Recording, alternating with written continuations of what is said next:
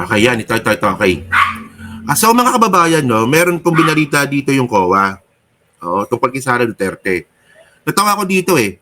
Kahapon po, naglabas si Sara Duterte ng isang statement nang sabi niya, malinis daw po yung kanyang COA. Ito yung parte ng nung statement ni Sara, no? Saan na ba yan? Hindi pala isama. So, dito sa video po na to, no, andyan po yung sinabi ni Sara na yung COA niya raw po malinis. Teka lang, natin. Basahin natin yung sinabi niya. Cellphone ko yan eh. Tama na yan. Ayoko nang magsalita ka dyan. Wala kang kwentang tao. Okay.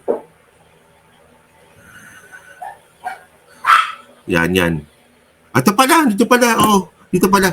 Kala ko hindi ko naisama. Ito pala. Sabi ni Sara dito.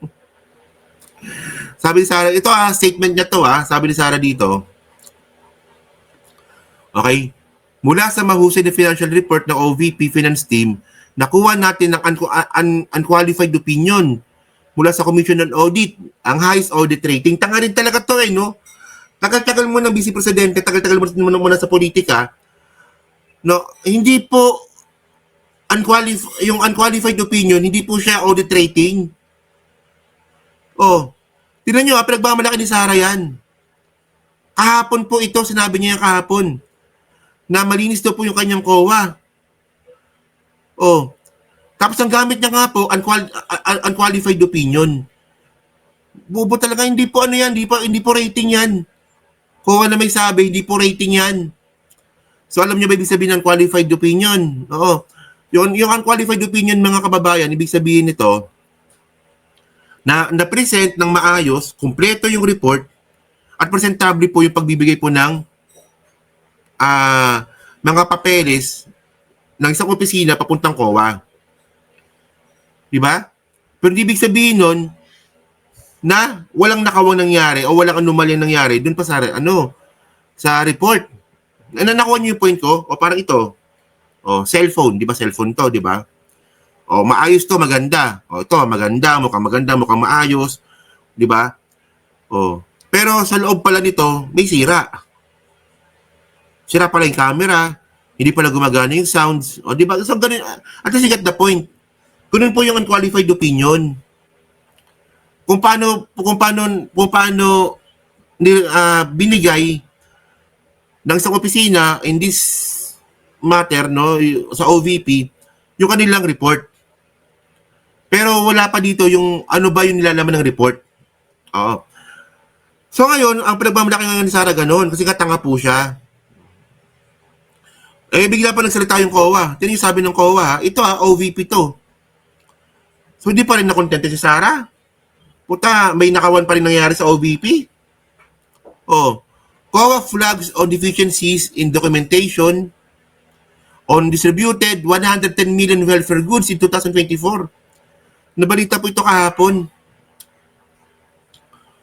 Actually, ang lit-lit na lang ng opisina ni Sara Duterte, wala na ngang mandato kasi wala naman siyang appointment.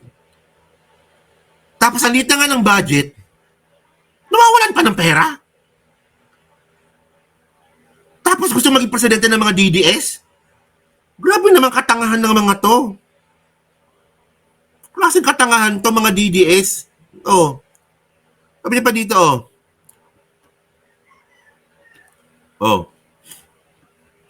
The COA pointed out that in some cases, the printed scanned copies of some post-activity report and relief distribution, ito mga relief goods ito, or distribution list for the distribution of welfare goods amounting 26 million, no? 26 millions were attached to request and issue slips instead of original copies.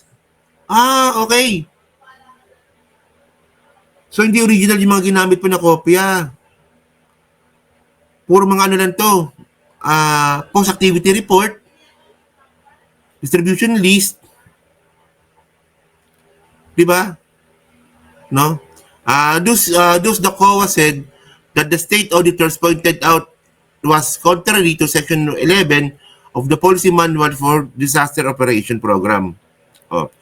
Upon request, however, it said that the OVP Accounting Division was able to provide the audit team the original copies welfare goods totaling 19 million. At the same time, the COA said its audit team noted that RIS was belatedly submitted to the General Services Division, di ba? So may problema sa mga documentation si Sara.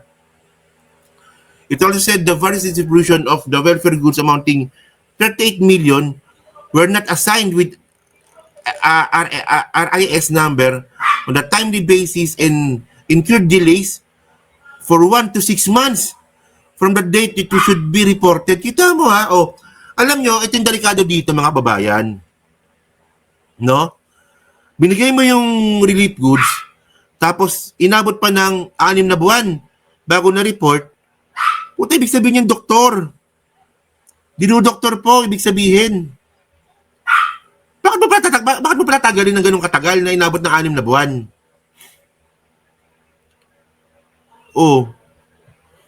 Akala ko ba malinis yung OVP? Akala ko ba unqualified opinion? Putang nitlit ng budget? Putang nawawalan pa ng pera?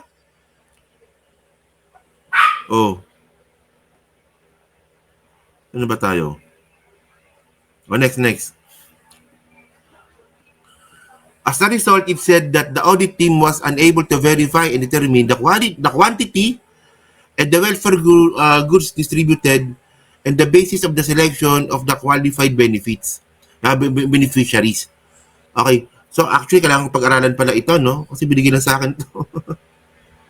kailangan ko pala pag-aralan ito bago pala kinontent dapat. So kayo malinaw mga kababayan, no? Based sa pagkakaintindi ko, di ba? Na yung beneficiaries, no, yung listahan na beneficiaries, hindi tumugma doon sa mga pinamigay. At inabot po ng 6 months bago po nakumpleto yung details ng pamimigay ng mga relief goods, tapos kulang-kulang pa. Di ba? Yun ang sinasabi ko. Di ba? Hindi porket na unqualified opinion, ibig sabihin nun maganda na wala pong anomalyang nangyari. Di ba?